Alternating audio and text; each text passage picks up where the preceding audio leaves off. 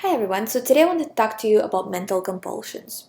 So mental compulsions, just like physical compulsions, can be stopped and need to be stopped in order to overcome OCD. But how do you do this?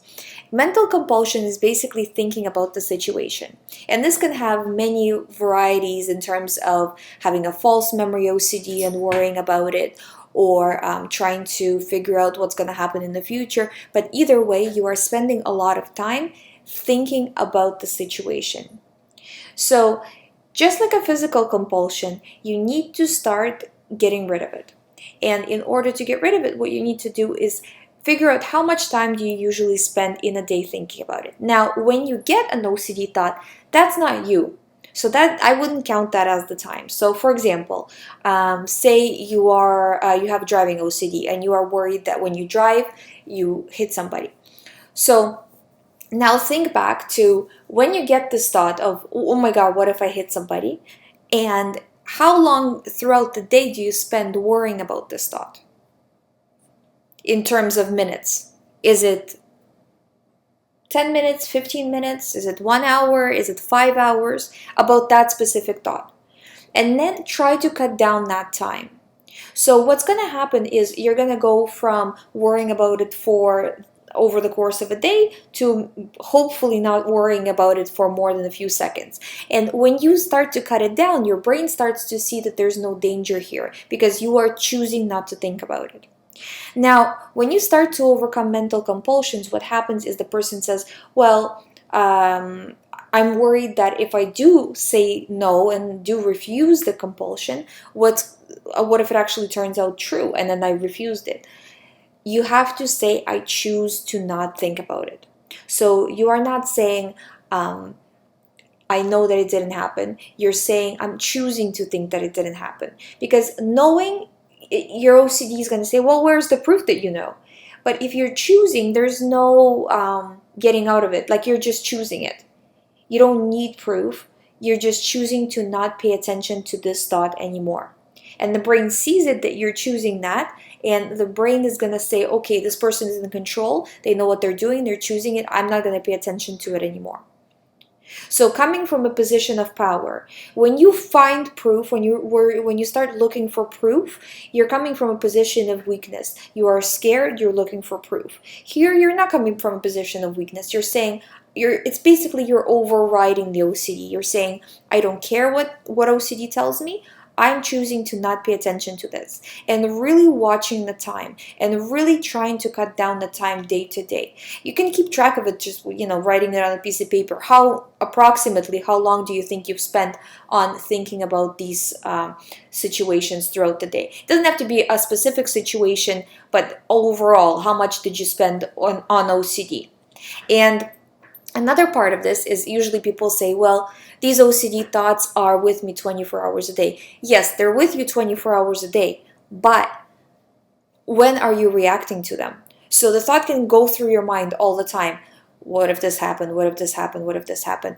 But how long is this time when you say, oh my God, I think this did happen, or I think I'm worried, what if it happened?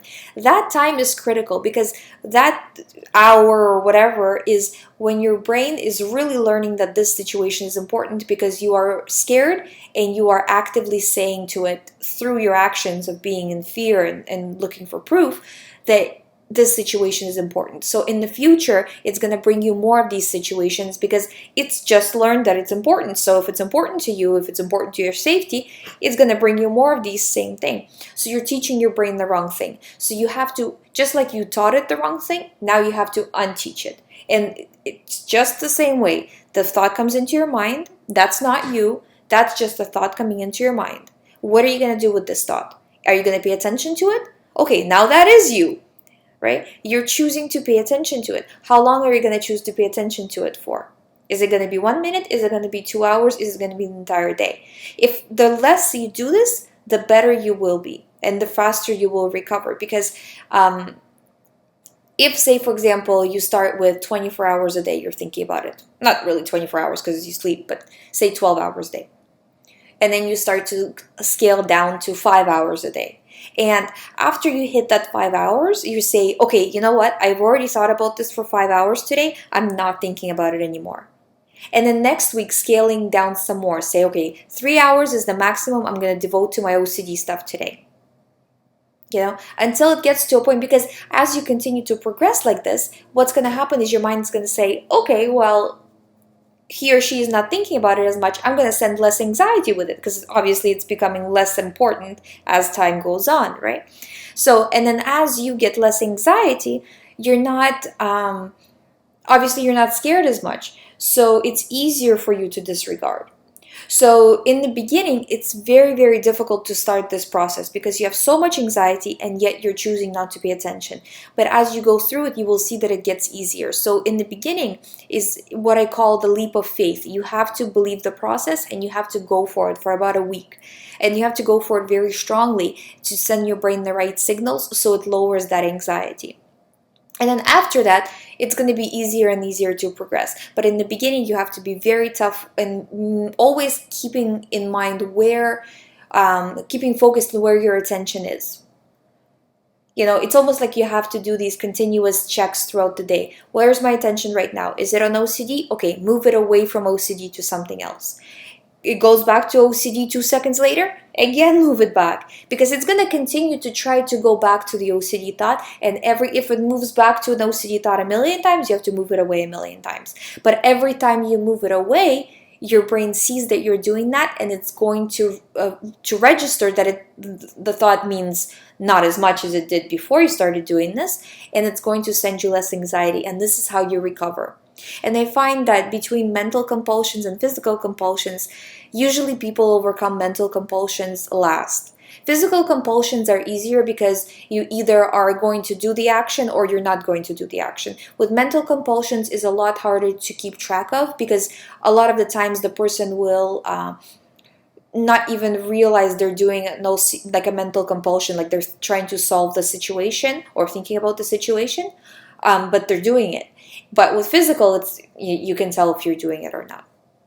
Most of the time. Sometimes, depending on the type of compulsion, that can also be almost automatic. But most of the time with physical stuff, it's much easier to tell and much easier to overcome. So, but this is how you do it with mental compulsions, and just keep practicing. And the other thing where I see a lot of people failing with mental compulsions is people say, okay, well, I've done what you said, but I'm not feeling better. And well, obviously you're not feeling better because you've told your brain that this is scary a million times, and now you've told it that it's not scary once. Okay? So it takes a lot more than once. And you have to have faith and keep going, and you will see that it gets lighter. I mean, in my recovery program, I have an extremely high success rate. I only had a few people who did not recover. And it's not that they didn't recover, it's just that it wasn't the right time for them. They didn't recover with me yet. It doesn't mean that they'll never recover. But they just simply weren't ready, in my opinion. So it does get better and it does work, but you have to work at it. It's not going to get better. Moreover, if you don't do it, if you don't start overcoming these compulsions, they multiply. So they get worse over time. So you have to start working at it. And that's why I have this channel. That's why I have the support program, is because there is help out there. And, a lot of the doctors don't know about it because I've dealt with OCD personally and overcame it personally. So I know how to do this. If the doctor read it from a book, they might not know, and then a lot of the times they steer people the wrong way, and it becomes a problem. But you can't do this on your own as well. Just follow what I'm saying, and I'm telling you, you will recover. If you haven't subscribed to my channel, please subscribe. Please like this video if you like this video. And if you need more information, you can always visit youhaveocd.com. I have ebooks there, my recovery program. You can email me privately at info@youhaveocd.com. Thanks, and I'll see you in the next video.